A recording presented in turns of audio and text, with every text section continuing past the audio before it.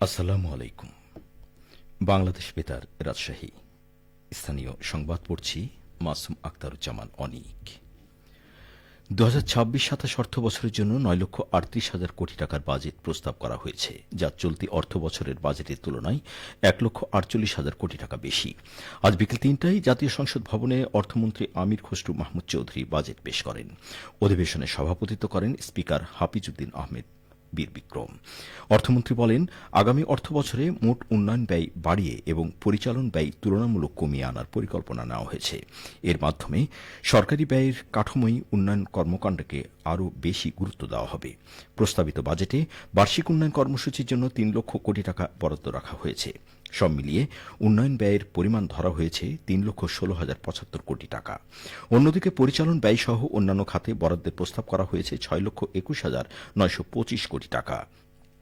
অর্থমন্ত্রী জানান, সরকার ধীরে ধীরে বাজেটে উন্নয়ন ব্যয়ের অংশ বাড়ানোর নীতি অনুসরণ করছে।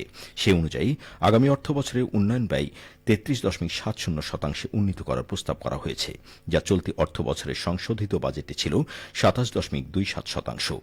একই সঙ্গে পরিচালন ব্যয়ের অংশ কমিয়ে আনার উদ্যোগ নেওয়া হয়েছে। চলতি অর্থবছরে মোট ব্যয়ের 72.73% পরিচালন খাতে ব্যয় হলেও আগামী অর্থবছরে তা কমিয়ে 66.30% নামিয়ে আনার প্রস্তাব করা হয়েছে। Bangladesh red crescent society Ranchi city ইউনিটের উদ্যোগে পথচারী, ট্রাফিক পুলিশ ও রিকশা চালকদের মাঝে ছাতা বিতরণ করা হয়েছে। আজ দুপুরে নগরের রেলগেটে পথচারীদের জন্য স্থাপিত অস্থায়ী বিশ্রামাগার পরিদর্শন শেষে ছাতা বিতরণ করেন রাঁচি সিটি কর্পোরেশনের প্রশাসক ও রেড ক্রিসেন্ট সোসাইটির সিটি ইউনিটের চেয়ারম্যান মাহফুজুর রহমান রিটন। উল্লেখ্য, গরমে পথচারীদের বিশ্রামের জন্য রেড ক্রিসেন্ট সোসাইটির উদ্যোগে নগরের রেলগেট, সাহেববাজার জিরো পয়েন্ট ও লক্ষ্মীপুর মোড়ে বিশ্রাম কেন্দ্র খোলা হয়েছে, যেখানে বিনামূল্যে স্বাস্থ্য পরীক্ষা, খাবার পানি, হাত পাখা ও ছাতা বিতরণ করা হয়। বগুড়ার 250 শয্যা বিশিষ্ট মোহাম্মদ আলী হাসপাতাল পরিদর্শন করেছেন জেলা প্রশাসক মোহাম্মদ তৌফিক রহমান। পরিদর্শনকালে তিনি রোগীদের সুযোগ সুবিধা, চিকিৎসা সেবার মান এবং হাসপাতালের সার্বিক পরিবেশ সম্পর্কে খোঁজখবর নেন। আজ পরিদর্শনের সময় জেলা প্রশাসক হাসপাতালের বিভিন্ন ওয়ার্ড, করিডর ও সেবা কার্যক্রম ঘুরে দেখেন। তিনি রোগী ও স্বজনদের সঙ্গে কথা বলে চিকিৎসা সেবা ও অন্যান্য সুযোগ সুবিধা সম্পর্কে মতামত নেন। একই সঙ্গে হাসপাতালের পরিষ্কার পরিচ্ছন্নতা বজায় রাখতে সংশ্লিষ্ট কর্মকর্তা কর্মচারীদের প্রয়োজনীয় নির্দেশনা প্রদান করেন। এছাড়াও জরুরি ভিত্তিতে অতিরিক্ত পরিচ্ছন্নতা কর্মী সরবরাহের ব্যবস্থা গ্রহণের সিদ্ধান্ত নেওয়া হয়। সিরাজগঞ্জের রবীন্দ্র বিশ্ববিদ্যালয়ের ম্যানেজমেন্ট বিভাগের উদ্যোগে the art of professional report writing and corporate readiness for business graduate শীর্ষক দিনব্যাপী সেমিনার অনুষ্ঠিত হয়েছে। আজ বিশ্ববিদ্যালয়ের একাডেমিক ভবন 3-এর অডিটোরিয়ামে ম্যানেজমেন্ট বিভাগের চেয়ারম্যান মলিনা খাতুনের সভাপতিত্বে এই সেমিনার অনুষ্ঠিত হয়। অনুষ্ঠানে বক্তারা প্রফেশনাল রিপোর্ট লেখার কাঠামো, তথ্য বিশ্লেষণ, উপস্থাপনার কৌশল, কর্পোরেট যোগাযোগ, চাকরি প্রস্তুতি, সাক্ষাৎকারের সফলতার উপায় এবং কর্মক্ষেত্রে পেশাদার আচরণের বিভিন্ন দিক তুলে ধরেন। কৃষি উদ্যোক্তা সৃষ্টির মাধ্যমে উত্তম কৃষি চর্চা নিশ্চিত করতে নাটোরের লালপুরে পার্টনার কংগ্রেস অনুষ্ঠিত হয়েছে।